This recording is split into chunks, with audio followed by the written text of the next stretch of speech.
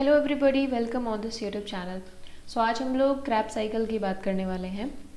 Last lesson के अंदर हमने सेलुलर रेस्पिरेशन की फर्स्ट प्रोसेस जो कि है ग्लाइकोलाइसिस उसको कंप्लीट किया था, जिसमें हमने ये समझा कि ग्लाइकोलाइसिस किस तरीके से ग्लूकोज को तोड़ के उसको 2 मॉलिक्यूल ऑफ पायरुवेट में कन्वर्ट करता है।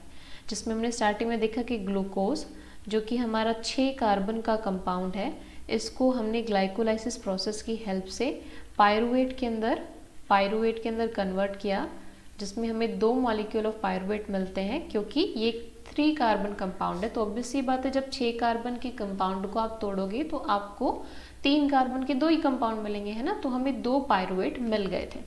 ये जो ग्लाइकोलाइसिस है इसका साइट आप अगर देखें तो इसका साइट होता है साइटोप्लाज्म। दैट्स वाई आप चाहे यूकैरियोटिक ऑर्गेनिज्म की बात करें, चाहे प्रोकैरियोटिक ऑर्गेनिज्म की बात करें, चाहे एरोबिक या अनएरोबिक रेस्पिरेशन की बात करें, दोनों के अंदर ही ग्लाइकोलाइसिस कॉमन प्रोसेस होता है। उसका एक मेजर रीज़न यही है कि ग्लाइकोलाइसिस के कंप्लीशन के लिए जितने भी हमें एंजाइम्स चाहिए, ये सारे के सारे एंजाइम्स हमारे साइटोप्लाज्म में प्रेजेंट होते हैं। That's why whether it is aerobic respiration और अनएरोबिक, दोनों की प्रोसेस के अंदर आपको ग्लाइकोलाइसिस एक कॉमन प्रोसेस की तरह देखने को मिलता है। ठीक है, अब हम लोग उसी प्रोसेस को आगे कंटिन्यू करते हैं कि अगर हम लोग एरोबिक रेस्पिरेशन की बात करते हैं, एरोबिक का मतलब होता है इन द प्रेजेंस ऑफ ऑक्सीजन, कि हमारे पास ऑक्सीजन प्रेजेंट है और इसी ऑक्सीजन की प्रेजेंस में हमें ग्लूकोज यानी कि C6H12O6 मॉलिक्यूल को प्लस में हमारे पास ऑक्सीजन होगा, क्योंकि हम लोग एरोबिक रेस्पिरेशन की बात कर रहे हैं। In the presence of some specific type of enzymes हम लोग यहाँ पे क्या करने वाले हैं, उसको ऑक्सीडाइज करके एनर्जी को प्रोड्यूस करने वाले हैं, जिसमें वेस्ट प्रोडक्ट में हमारा कार्बन डाइऑक्साइड निकलेगा, प्लस में हमें कुछ वाटर मॉलिक्यूल भी निकलेंगे as a waste product of course, और साथ में हमारी एनर्जी निकलेगी। क्योंकि जब भी हम किसी भी ऑर्गेनिक कंपाउंड का ऑक्सीडेशन करते हैं, चाहे वो आपका ग्लूकोज हो, चाहे वो आपका कार्बोहाइड्रेट का कोई दूसरा कॉम्पोनेंट प्रेजेंट हो या फिर प्रोटीन हो, सभी के ऑक्सीडेशन के बाद हमें एनर्जी मिलती है। तो एक ग्लूकोज मॉलिक्यूल के ब्रेकडाउन के बाद यानी कि ऑक्सीडेशन के बाद हमें कितनी एनर्जी मिलेगी, 686 किलो कैलोरी एनर्जी मिलेगी। ऑफ कोर्स इसी एनर्जी के लिबरेशन के लिए तो ये सारी हमारी प्रोसेस आपकी सेल के अंदर चलती रहती है ना। जिसमें सबसे पहला पार्ट था हमारा ग्लाइकोलाइसिस, जो कि अगर मैं समराइज करूँ तो एक 10 स्टेप प्रोसेस था। और इस 10 स्टेप प्रोसेस के अंदर हमने देखा था कि 5 स्टेप हमारे ऐसे थे जिसमें प्रिपरेटरी फेज हम जिसे कहते हैं, जिसमें हम ग्लूकोज को प्रिपेयर करते हैं आगे उसके ऑक्सीडेशन के लिए, उसके ब्रेकडाउन के लिए। ठीक है, लास्ट के जो 5 स्टेप थे उनको हम लोग सबस्ट्रेट लेवल फॉस्फोरिलेशन कहते हैं, या उनसे हम लोग एनर्जी एक्चुअली गेन करते हैं। ठीक है, अब नेक्स्ट हमारा स्टेप है क्रैब साइकिल का। तो ग्लाइकोलाइसिस का रिकैप ज़रूरी है। अगर आप क्रैब साइकिल अगर आप करते हो तो आपको पता होना चाहिए कि अभी तक हमारी जो सेलुलर रेस्पिरेशन की प्रोसेस है वो कहाँ तक पहुँच चुकी है। तो ऑफ कोर्स ग्लाइकोलाइसिस में हमें एंड प्रोडक्ट मिलता है 2 पायरुवेट के मॉलिक्यूल। अब हमारा क्रैब साइकिल का आगे का प्रोसेस यहीं से स्टार्ट होने वाला है। ठीक है, तो सबसे पहली चीज़ ग्लाइकोलाइसिस ऑफ कोर्स हमारा साइटोप्लाज्म में कन्वर्ट हो गया था, मतलब कंप्लीट हो गया था। तो साइटोप्लाज्म के अंदर ही हमारा पायरुवेट मॉलिक्यूल प्रेजेंट है ना। अब इस पायरुवेट मॉलिक्यूल को माइटोकॉन्ड्रिया के अंदर एंटर करना है। रीज़न बिहाइंड इज क्योंकि क्रैब साइकिल हमारी वो प्रोसेस है जो माइटोकॉन्ड्रिया के मैट्रिक्स के अंदर कंप्लीट होती है। ठीक है, मेजर रीज़न, कोई भी रिएक्शन, कोई भी प्रोसेस वहीं पर कंप्लीट होगा ना जहाँ पर उसका स्पेसिफिक एंजाइम प्रेजेंट होगा। क्रैब साइकिल के लिए जो भी स्पेसिफिक एंजाइम सेल को चाहिए वो हमारे माइटोकॉन्ड्रिया के मैट्रिक्स में प्रेजेंट होती हैं। दैट्स वाई क्रैब साइकिल के लिए आपके पायरुवेट को एंटर करना पड़ेगा माइटोकॉन्ड्रिया की मैट्रिक्स में, क्योंकि उसके बाद ही उसका फर्दर ऑक्सीडेशन हो सकता है। तो इसीलिए पायरुवेट को माइटोकॉन्ड्रिया में एंटर करना है, लेकिन पायरुवेट डायरेक्टली माइटोकॉन्ड्रिया में एंटर नहीं कर सकता। सो उससे पहले हमारा एक स्टेप होता है, इस स्टेप को हम लोग कहते हैं oxidative decarboxylation. Oxidative decarboxylation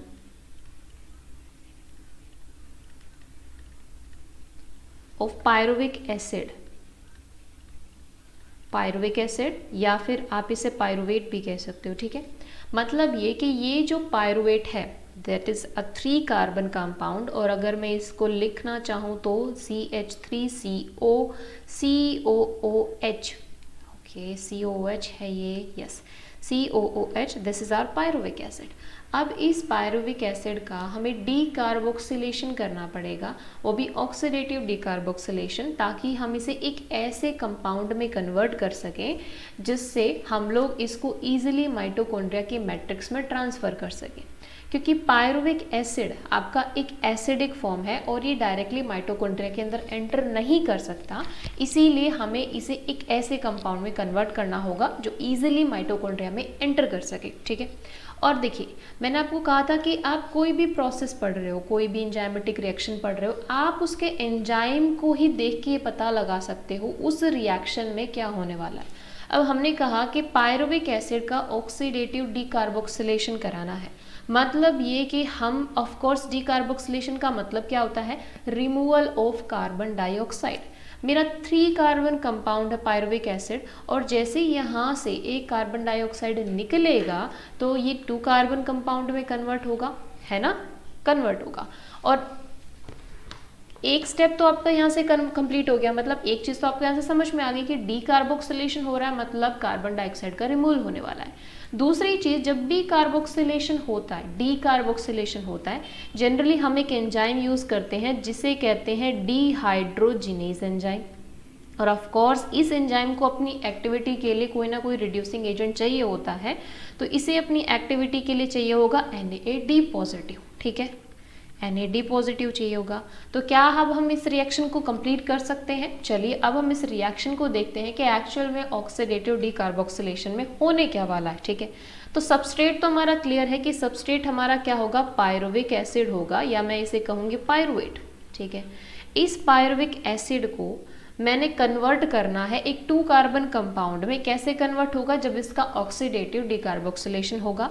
enzyme जो मैं यूज़ करूँगी वो डिहाइड्रोजिनेज एंजाइम यूज़ होगा, और क्योंकि सबस्ट्रेट मेरा पायरुवेट है तो मैं कह सकती हूँ एंजाइम का नाम क्या होगा, पायरुविक डिहाइड्रोजिनेज, है ना, ठीक है। तो जब हम लोग पायरुविक एसिड का ऑक्सीडेटिव डीकार्बोक्सिलेशन कर रहे होते हैं तो यहाँ पर हमें क्या चाहिए होता है, हमें चाहिए होता है acetyl coenzyme, sorry coenzyme A चाहिए होता है, नॉट एसिटाइल कोएंजाइम ए, हमें चाहिए होता है कोएंजाइम ए। अब आप पूछोगे कि कोएंजाइम ए हमें क्यों चाहिए, तो देखिए कोई भी एंजाइम है, आपका एंजाइम ऐसे काम नहीं करता, उसको कुछ प्रोस्थेटिक ग्रुप चाहिए होते हैं, कोई आयन चाहिए होता है अपनी एक्टिविटी के लिए। वैसे ही जब हमारा पायरुवेट डिहाइड्रोजिनेज काम करेगा, क्योंकि पायरुविक एसिड को हम जब एक 2 कार्बन कंपाउंड में कन्वर्ट कर रहे होते हैं तो हमारे पास एक एंजाइम का कॉम्प्लेक्स काम करता है, ठीक है, एक एंजाइम का कॉम्प्लेक्स काम करता है, यानी कि कई एंजाइम मिलके इस प्रोसेस को कंडक्ट कराते हैं।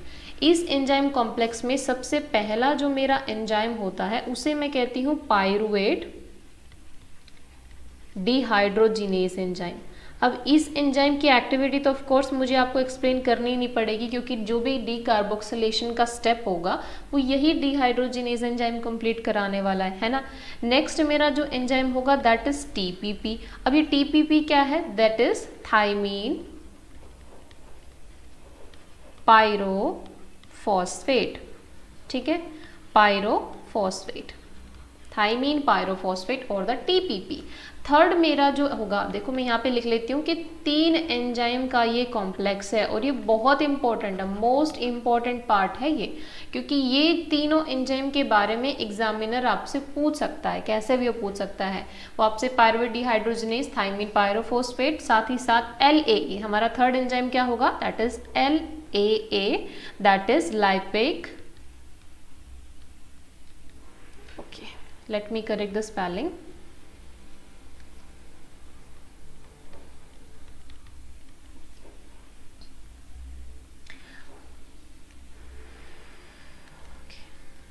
लाइपिक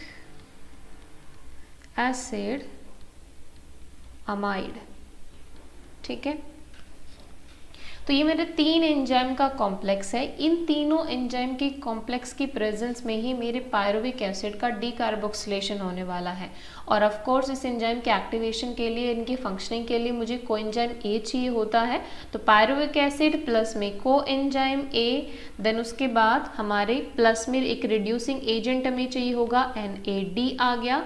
और enzyme, these are the enzyme complex जो कि काम करने वाले हैं for the conversion of this pyruvic acid into the 2 carbon compound. और यहाँ से मेरा एक CO2 रिमूव हो जाएगा। डीकार्बोक्सिलेशन है मतलब रिमूवल तो होने वाला है ना, किसका, एक कार्बन डाइऑक्साइड तो निकलेगा ही, तो एक कार्बन डाइऑक्साइड मेरा निकल गया। और देखिए ये जो एंजाइम कॉम्प्लेक्स है ना, इसे अपनी एक्टिविटी के लिए एक आयन भी चाहिए, और वो आयन कौन सा होगा, मैग्नीशियम 2 पॉजिटिव मेरा चाहिए होगा। इससे भी क्वेश्चन आता है कि जब पायरुविक एसिड का डीकार्बोक्सिलेशन होता है, या हम कहें उसका ऑक्सीडेटिव डीकार्बोक्सिलेशन होता है इन the presence of enzyme complex, तो आपको कौन सा आयन चाहिए होता है, so that is magnesium 2 positive ion. अब मेरा प्रोडक्ट क्या बनेगा, मेरा प्रोडक्ट बनेगा एसिटाइल कोएंजाइम ए। अगर मैं इसको फॉर्मुलेट करूं तो CH3COS कोएंजाइम ए प्लस में, मैंने कहा ना यहाँ से CO2 निकल गई, तो इस CO2 को मैं यहाँ पे लिख लेती हूँ, है ना। और NAD से मेरा क्या बनेगा, NADH पॉजिटिव प्लस में मेरा हाइड्रोजन आयन निकल जाएगा, ठीक है। और इस NADH पॉजिटिव से मुझे एनर्जी मिल जाएगी, जब भी कार्बन निकलेगा तभी मुझे एनर्जी मिलेगी, ठीक है, क्योंकि डिहाइड्रोजनेशन जो रिएक्शंस होती हैं उनसे जनरली मेरा एनर्जी लिबरेट होता है, राइट। इतनी चीज़ें अगर आप याद रखते हो ना, छोटे छोटे बातें याद रखते हो, आपको स्टेप याद करने की जरूरत नहीं पड़ेगी। आप सिंपली एंजाइम अगर आपको याद है तो आप पूरी रिएक्शन लिख सकते हो, अगर आपको रिएक्शन याद है तो आप एंजाइम भी बता सकते हो कि कौन सा पर्टिकुलर एंजाइम इसमें यूज होने वाला है, ठीक है। तो अभी हमने क्या किया, अभी हमने एसिटाइल कोएंजाइम ए की फॉर्मेशन कर ली। ऐसा क्यों किया, ये एक 2 कार्बन कंपाउंड है, और ऐसा इसलिए किया क्योंकि पायरुविक एसिड डायरेक्टली माइटोकॉन्ड्रिया के मैट्रिक्स में एंटर नहीं कर सकता। उसे माइटोकॉन्ड्रिया के मैट्रिक्स में एंटर कराने के लिए उसे कन्वर्ट करना पड़ेगा सबसे पहले किसमें, एसिटाइल कोएंजाइम ए में। अब मैं इस रिएक्शन को, हमने नाम क्या दिया हुआ है, ये रिएक्शन है, इस रिएक्शन को कहा जाता है लिंक रिएक्शन, ठीक है। इसी रिएक्शन को कहा जाता है ट्रांजिशन रिएक्शन। अब इसको लिंक रिएक्शन किस लिए कहा जाता है, रीजन क्योंकि ये ग्लाइकोलाइसिस को और क्रैब साइकिल को लिंक करती है, ठीक है। ग्लाइकोलाइसिस और क्रैब साइकिल को लिंक करती है, इसीलिए इस रिएक्शन को हमने कहा कि ये हमारा लिंक रिएक्शन है, या एक ट्रांजिशन रिएक्शन है, यानी कि दोनों रिएक्शन के बीच में पड़ता है, दोनों रिएक्शन का कनेक्टिंग लिंक है।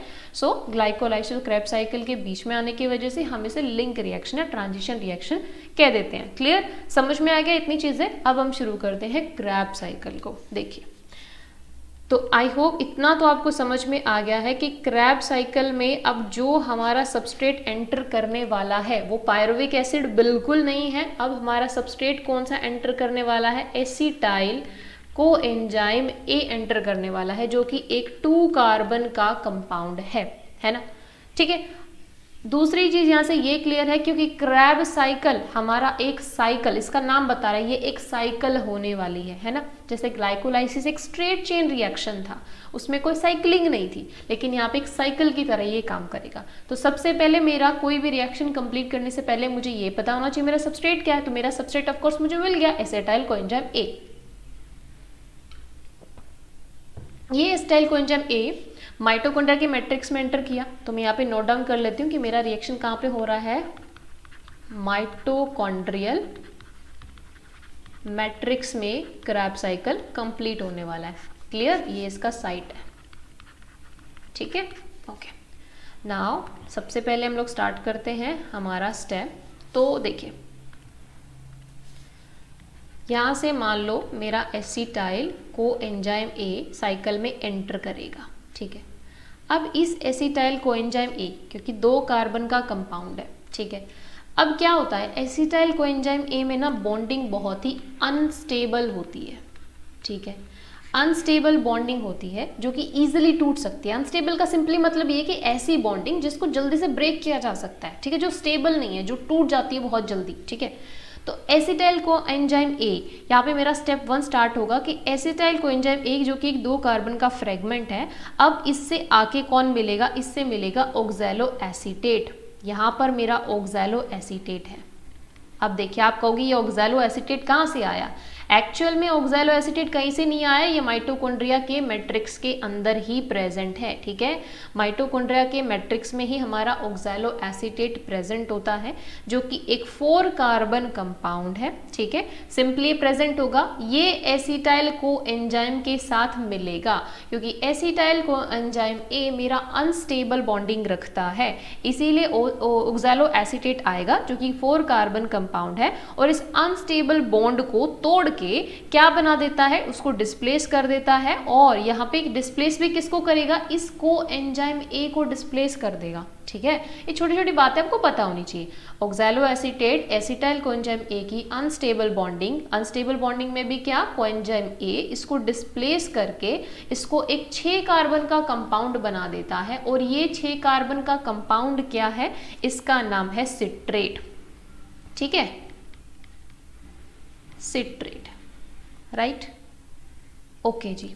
अब ये मेरा हो गया सिट्रेट। अब देखिए पे सिट्रेट जो बना है, अब ये रिएक्शन का कंप्लीशन हुआ है, तो ऑफ कोर्स रिएक्शन अगर हुई है कोई ना कोई तो एंजाइम यहाँ पे इन्वॉल्व हुआ होगा। तो एसिटाइल कोएंजाइम ए को सिट्रेट में कन्वर्ट कौन करता है, हमारा एक एंजाइम है जिसका नाम है सिट्रेट सिंथेज। क्लियर जी, ओके जी। तो इतनी बात क्लियर हो गई, हमारे पास एक 6 कार्बन का कंपाउंड बन गया है, that is citrate. Okay, now क्या होता है, देखिए यहाँ पे हमारा स्टेप 1 कंप्लीट हो गया। साथ साथ यहाँ पे लिखते हुए चलिए, ये स्टेप 1 हो गया। स्टेप 1 में हमने क्या किया, एसिटाइल कोएंजाइम ए माइटोकॉन्ड्रिया के मैट्रिक्स में एंटर करता है। माइटोकॉन्ड्रिया के मैट्रिक्स के अंदर ऑक्सैलो एसीटेट प्रेजेंट था। ऑक्सैलो एसीटेट एसिटाइल कोएंजाइम के अनस्टेबल बॉन्डिंग की वजह से इस कोएंजाइम ए को डिस्प्लेस करके इस एसिटाइल कोएंजाइम ए के साथ मिलके इन the presence of enzyme citrate synthase एक सिट्रेट नाम का प्रोडक्ट बना देता है। ठीक है, अब इस सिट्रेट के साथ क्या होगा, एक सिट्रेट के साथ देखिए क्या होगा कि यहाँ पे 2 स्टेप की हमारी रिएक्शन होती है, बट उसमें एक स्टेप हमारा इंटरमीडिएट होता है, तो हम उसको डायरेक्ट लिख देते हैं। डायरेक्ट क्या लिखेंगे कि सिट्रेट से अब हमारा नेक्स्ट जो प्रोडक्ट बनने वाला है उसका नाम है आइसोसिट्रेट, राइट। नेक्स्ट हमारा बनेगा आइसोसिट्रेट। अब आपको ये समझना है कि आइसोसिट्रेट बना कैसे। देखिए जब सिट्रेट से आइसोसिट्रेट बनेगा तो ऑफ कोर्स कोई ना कोई एंजाइम इन्वॉल्व है। अब एंजाइम हम लोग यहाँ पे लिख लेते हैं कि हमारा कौन सा एंजाइम है, तो यहाँ पे हमारा एक एंजाइम है जिसको हम कहते हैं एकोनाइटेज। ठीक है, ये एकोनाइटेज एंजाइम सिट्रेट को आइसोसिट्रेट में कन्वर्ट करेगा, और जब एकोनाइटेज अपनी एक्टिविटी शो करता है तो कि इंटरमीडिएट हमारा सबस्ट्रेट भी बनता है जिसको हम कहते हैं सिस एकोनाइटेज। ठीक है, बीच में बनता है लेकिन हम उसे नोटिस भी नहीं करते, वो जरूरी भी नहीं है। बस आपको इतना ध्यान रखना है कि जब सिट्रेट आइसोसिट्रेट से कन्वर्ट होगा तो जब इसके फर्स्ट स्टेप के अंदर, फर्स्ट स्टेप जो होगा ना इसका, जिसमें मैंने कहा एक इंटरमीडिएटरी यहाँ पे कंपाउंड भी बनेगा, तो पहले जब वो इंटरमीडिएटरी कंपाउंड बनता है तो वाटर का रिमूवल होता है, और वापस उस इंटरमीडिएटरी कंपाउंड के अंदर ही वाटर का एडिशन होके हमारा आइसोसिट्रेट बनेगा। ठीक है, कंफ्यूज बिल्कुल नहीं होना है। इसमें आपको बहुत सारे डायग्राम में ऐसे देखने को मिलेगा कि एक बार वाटर मॉलिक्यूल निकल रहा है, दोबारा वाटर मॉलिक्यूल ऐड हो रहा है। एक्चुअली होता क्या है, बीच में एक इंटरमीडिएट स्टेप होता है जिसमें पहले तो वाटर को निकाल देता है, बाद में उसी वाटर को लेके वो नया हमारा सबस्ट्रेट बना देता है जिसे हम कहेंगे आइसोसिट्रेट। ठीक है, तो ये हमारा स्टेप हो गया सेकेंड। इस स्टेप सेकेंड के अंदर हमने क्या किया, वापस से हम लोग इसको रिवाइज करते हुए चलते हैं, क्योंकि हमने इस लेसन के साथ ही इस पूरी क्रैब साइकिल को समझना भी है और अच्छे से याद भी करना है। ठीक है, तो हमने सेकेंड स्टेप में क्या किया, सिट्रेट जिसमें से एक मॉलिक्यूल ऑफ वाटर हमारा रिमूव हो गया और बाद में एक और उसमें ऐड बैक भी हो गया। सो नेट रिजल्ट हमारे पास क्या निकला कि सिट्रेट कन्वर्ट होके in the presence of enzyme aconitase क्या बना देता है, एक आइसोमर बना देता है। A isocitrate is the isomer of citrate, और ये आइसोमर क्या बना, आइसोसिट्रेट। ठीक है, अब आइसोसिट्रेट भी ऑफ कोर्स हमारा 6 कार्बन का कंपाउंड ही है। ठीक है, तो यहां से हमारा स्टेप सेकंड कंप्लीट हो जाता है। अब नेक्स्ट स्टेप में क्या होगा, नेक्स्ट स्टेप के अंदर हमारा हम लोग डिहाइड्रोजिनेशन करा देंगे। ठीक है, अब डिहाइड्रोजिनेशन जब भी होता है तो मतलब मुझे यहाँ पे डीकार्बोक्सिलेशन कराना है, और डीकार्बोक्सिलेशन के लिए एंजाइम आएगा जिसके हम क्या कहेंगे, डिहाइड्रोजिनेज। और जनरली जब भी डीकार्बोक्सिलेशन होता है तो उस एंजाइम का नाम हम कैसे लिखते हैं, जो हमने सबस्ट्रेट यूज किया है, और डीकार्बोक्सिलेशन ऑफ कोर्स वहां हो रहा है तो हम लोग उसे डिहाइड्रोजिनेज एंजाइम कह देते हैं। ठीक है, तो यहाँ पे मेरा एंजाइम क्या यूज होने वाला है, जो मेरा एंजाइम यूज होगा उसका मेरा नाम होगा आइसोसिट्रेट डिहाइड्रोजिनेज। ठीक है जी, आइसोसिट्रेट डिहाइड्रोजिनेज नाम का एंजाइम यूज होगा और मेरा प्रोडक्ट क्या बनेगा, हम यहाँ से प्रोडक्ट बना लेते हैं। तो आइसोसिट्रेट से मेरा प्रोडक्ट बनेगा अल्फा कीटो ग्लूटारेट।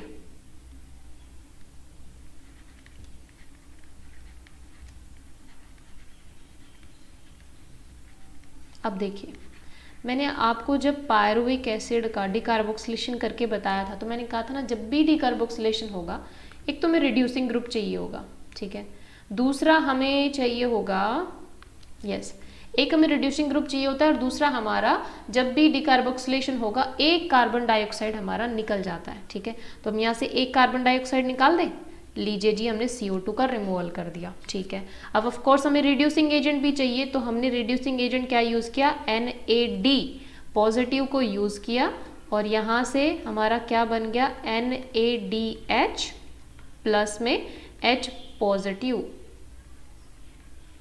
ठीक है, समझ में आ गया, यहां से मेरा थर्ड स्टेप कंप्लीट हो जाता है। This is step third, right. अब हम इसको समराइज कर ले। आइसोसिट्रेट 6 कार्बन कंपाउंड था, इसका हमने डिकार्बोक्सिलेशन कराया।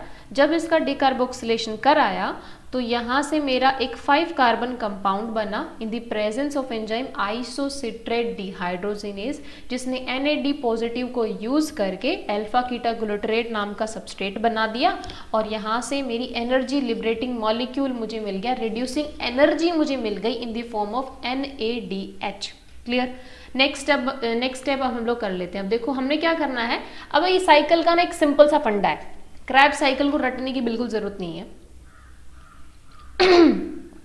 क्रैब्स साइकिल में सिंपली हमने क्या करना है सॉरी, इतना सा हमें करना है। अब ऑफ कोर्स ये साइकिल है ना, साइकिल के अंदर 4 कार्बन कंपाउंड हमेशा प्रेजेंट होगा। ठीक है, हमें सिंपली साइकिल के अंदर एक 2 कार्बन कंपाउंड को ऐड करना है, वापस से उस साइकिल को चलाना है, उस कंपाउंड में से 2 कार्बन को निकालना है। जब भी कार्बन मॉलिक्यूल निकलेगा हमेशा हमें एनर्जी मिलेगी। ठीक है, एक कार्बन मॉलिक्यूल हमने यहाँ पे निकाल दिया जहाँ पे हमने आइसोसिट्रेट डिहाइड्रोजिनेज को यूज किया। ठीक है, अब हमें एक और कार्बन मॉलिक्यूल निकालना है ताकि हमें और एनर्जी मिल सके, साथ ही साथ हमारा वापस से 4 कार्बन कंपाउंड मिल सके। अब ये 4 कार्बन कंपाउंड क्यों बनाना है, ताकि फिर से एसिटाइल कोएंजाइम A को हम लोग यहाँ से लेके वापस फिर से अपना साइकिल चला सके। ठीक है, इतना सा फंडा बस आपको करना है क्रैब साइकिल के अंदर। तो अल्फा कीटो ग्लूटारेट मेरा 5 कार्बन कंपाउंड बन चुका है। अब आगे का स्टेप क्या होगा, आगे मेरा नेक्स्ट स्टेप बनेगा, इस अल्फा कीटो ग्लूटारेट से नेक्स्ट मेरा जो सबस्ट्रेट बनेगा दैट इज सक्सेनाइल कोएंजाइम A। सक्सेनाइल, थोड़ा सा ऊपर लिख लेते हैं हम लोग इसको। ठीक है, सक्सेनाइल कोएंजाइम A नाम का मेरा सबस्ट्रेट बन जाता है। ठीक है जी, अब ये सबस्ट्रेट मेरा क्या करेगा, अब इस सबस्ट्रेट की रिएक्शन के अंदर हम देखते हैं कि क्या क्या चीज़ें हमारी यहाँ से हुई। एंजाइम सबसे पहले हमें पता होना चाहिए। तो जब मेरा सबस्ट्रेट अल्फा कीटा ग्लूटारेट था, उस अल्फा कीटा ग्लूटारेट का सक्सेनाइल कोएंजाइम बनता है तो मेरा एंजाइम यूज होता है alpha keto glutarate dehydrogenase. Dehydrogenase enzyme use हो रहा है। डिहाइड्रोजिनेज हमेशा अपने सबस्ट्रेट के साथ ही अपना नाम बनाता है, तो नाम लिख लेते हैं अल्फा कीटो ग्लूटारेट डिहाइड्रोजिनेज। ठीक है, ये मेरा एंजाइम हो गया। अब ऑब्वियस सी बात है डिहाइड्रोजिनेज एंजाइम यूज हो रहा है तो इतना तो आपके दिमाग में अभी स्ट्राइक किया होगा कि कुछ ना कुछ तो हुआ ही होगा। डिहाइड्रोजिनेज एंजाइम अगर यूज हुआ है तो, है ना, तो क्या यहाँ पे हुआ है, देखिए डिहाइड्रोजिनेज एंजाइम यूज हुआ है, मतलब यहाँ पे एक कार्बन डाइऑक्साइड मॉलिक्यूल में निकाल लूँ, एलिमिनेट कर लूँ। ठीक है, डिकार्बोक्सिलेशन हुआ है हमारा और साथ ही साथ एक रिड्यूसिंग एनर्जी भी यूज हुई है। तो ऑफ कोर्स हम यहाँ से थोड़ा सा मुझे इलोंगेट करके लिखना चाहिए था ताकि हम लोग अपनी प्रोसेस को अच्छे से यहाँ से डिनोट कर सकें। ठीक है, मान लीजिए ये हमारा स्टेप है, तो यहाँ पे मैंने एनर्जी निकाल दी, NAD पॉजिटिव को यूज़ किया, NADH प्लस में H पॉजिटिव आयन NAD को यूज करके हमारा बन गया। क्लियर? अब देखिए सक्सेनाइल कोएंजाइम कितना कार्बन कंपाउंड हो गया। अब भैया हमने फिर से एक और कार्बन निकाल दिया ना, तो हमारा 4 कार्बन का कंपाउंड हो गया ये। क्लियर? ओके, नाउ आगे क्या होगा, आगे हमें क्या करना है। देखो हमने कार्बन डाइऑक्साइड के मॉलिक्यूल तो निकाल लिए, 4 कार्बन का मॉलिक्यूल तो हमें मिल गया। अब इस 4 कार्बन के मॉलिक्यूल को मैंने वापस से ऑक्सैलो एसीटेट में कन्वर्ट करना है, मेरा पहला पर्पस। दूसरा पर्पस क्या है, क्योंकि क्रैब साइकिल से मैक्सिमम एनर्जी निकालनी है, जितनी हम निकाल सकते हैं, है ना। तो यहाँ पे एक स्टेप में तो हमें यहाँ एनर्जी मिली, दूसरे स्टेप में हमें यहाँ एनर्जी मिली, लेकिन अब हमें क्या करना है, हमें 4 कार्बन के कंपाउंड को तो सेम रखना है, बट अब मुझे वहां से जितना एनर्जी मैं और पॉसिबल निकाल सकती हूँ, मैंने और पॉसिबल एनर्जी निकालनी है। तो अब मैं क्या करूंगी, सक्सेनाइल कोएंजाइम ए को मैं सक्सिनेट में कन्वर्ट कर दूंगी, ठीक है। क्योंकि ऑफ कोर्स ये जो कोएंजाइम ए है ये अनस्टेबल बॉन्ड बनाता है, और ये अनस्टेबल बॉन्ड जब टूटेगा तो एक स्टेबल बॉन्ड बनेगा, है ना। तो यहाँ पे अनस्टेबल बॉन्ड टूट के सक्सीनेट मेरा बन गया, मेरा सक्सीनेट बना। और जब सक्सीनेट बनाया, सक्सेनाइल कोएंजाइम ए से सक्सीनेट बनाया, तो जैसे ही मेरा कोएंजाइम ए बॉन्ड टूटता है तो वो भी एक एनर्जी देके जाता है, और ये एनर्जी में क्या मिलती है, किसकी फॉर्म में मिलेगी, यहाँ पे जो एनर्जी मुझे मिलेगी ये कैसे मिलेगी कि माइटोकॉन्ड्रिया के मैट्रिक्स में जीडीपी प्रेजेंट था, उस जीडीपी को यूज करके मुझे एक मॉलिक्यूल यहाँ से जीटीपी का मिल जाएगा। क्लियर?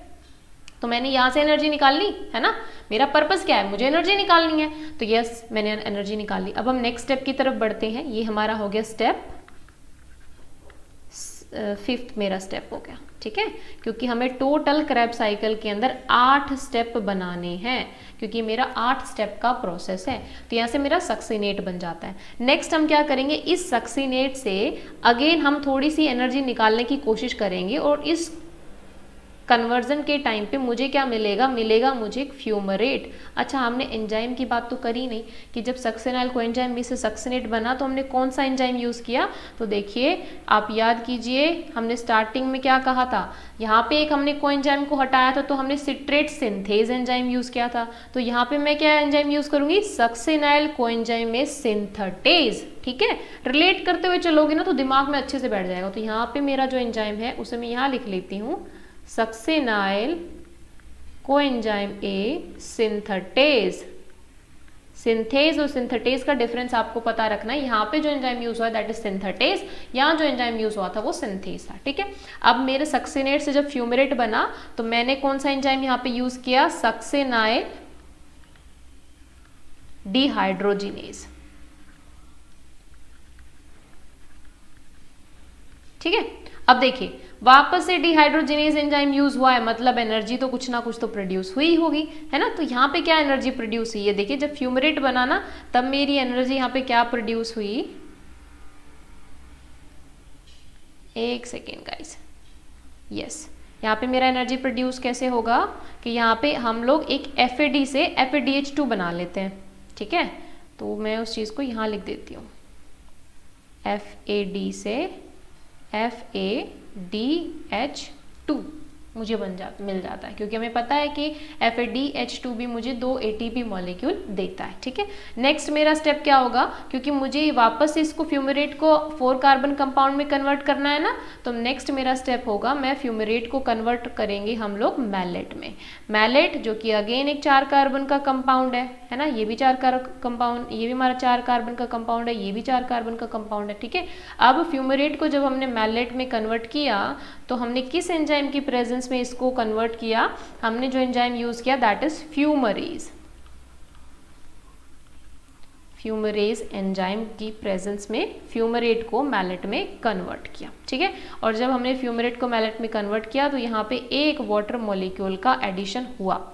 ठीक है, नेक्स्ट मेरा स्टेप क्या होगा, अब मेरा लास्ट स्टेप बच जाता है जिसमें हम लोग मैलेट को कन्वर्ट कर देते हैं ऑक्सैलो एसीटेट में। और जब हमने ऑक्सैलो एसीटेट में इसको कन्वर्ट किया है तो उस टाइम पे मैंने जो एंजाइम यूज किया है that is malate dehydrogenase enzyme. Malate dehydrogenase enzyme. ठीक है, और डिहाइड्रोजिनेज एंजाइम है मतलब यहाँ पे एनर्जी तो पक्का प्रोड्यूस हुई है। और जब मैलेट डिहाइड्रोजिनेज एंजाइम हमने यूज किया है तो रिड्यूसिंग एजेंट यूज किया दैट इज अगेन NAD, और NAD से हमारा क्या बनेगा, NaDH बनेगा, प्लस में H पॉजिटिव निकल जाएगा। ठीक है जी, तो वापस हमने ऑक्सैलो एसीटेट बना लिया और जितना मैक्सिमम हम एनर्जी निकाल सकते थे उतनी मैक्सिमम हमने एनर्जी भी निकाल ली, है ना। और अगेन हमें 4 कार्बन का कंपाउंड भी मिल गया। अब आगे क्या होगा, ये 4 कार्बन का कंपाउंड फिर से माइटोकॉन्ड्रिया के मैट्रिक्स से एसिटाइल कोएंजाइम A को उठाएगा, फिर से मेरा वापस से साइकिल चलेगा और वापस से मैं क्या करूंगी कि मैं एनर्जी जिस जिस स्टेप पर निकाल सकती हूँ उस स्टेप से मैं एनर्जी निकालूंगी और वापस उसको ऑक्सैलो एसीटेट में कन्वर्ट कर दूंगी, ताकि आगे जाके फिर से वो किसी 2 कार्बन के कंपाउंड को अडेप्ट करे और वापस से मेरा साइकिल रिपीट हो जाए। तो ये था मेरा क्रैब साइकिल। अब मैं इस साइकिल को समराइज कर लेती हूँ। ठीक है,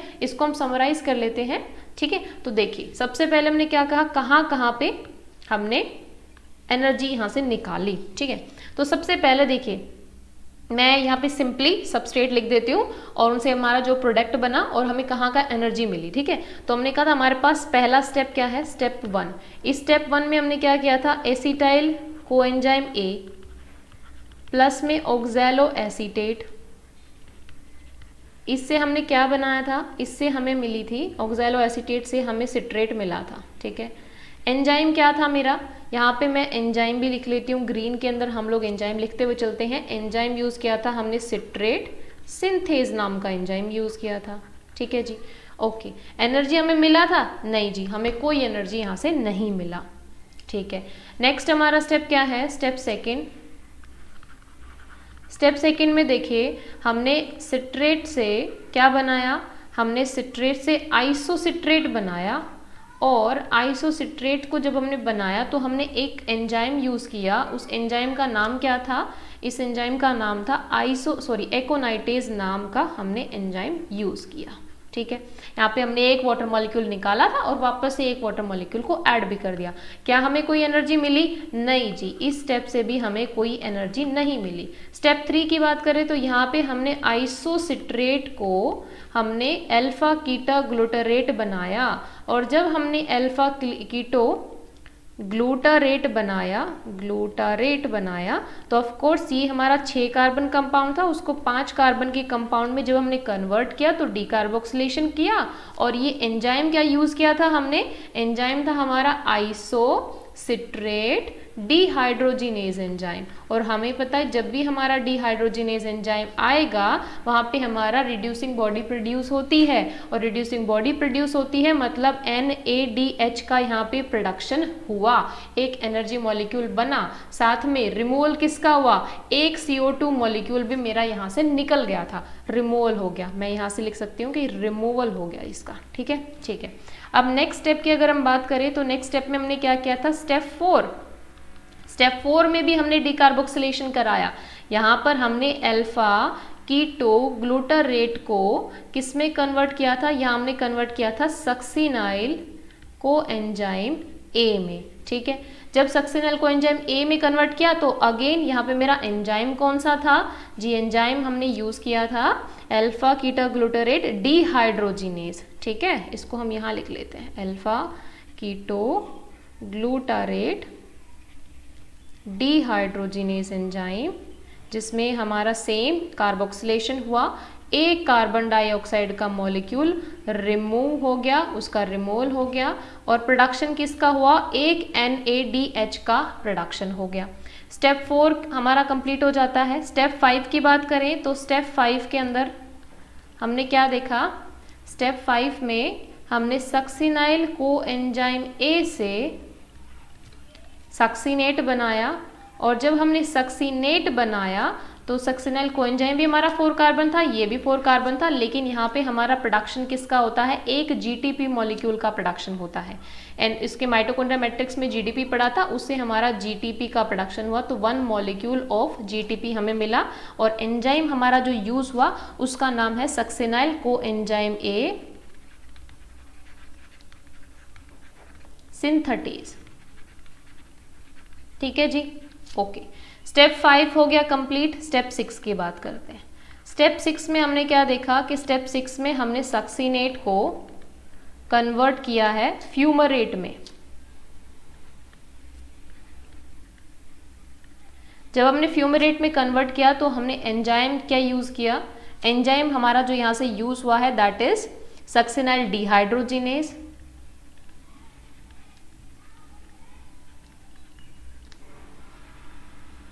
और यहाँ से हमें एक एनर्जी मॉलिक्यूल भी मिला दैट इज FADH2। क्लियर है जी?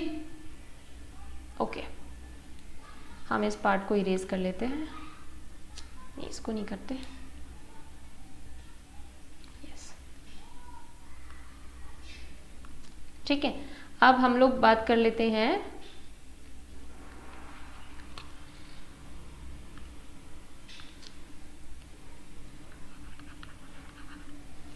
स्टेप 6 हो जाता है हमारा, फ्यूमेरेट की फॉर्मेशन हो गई है।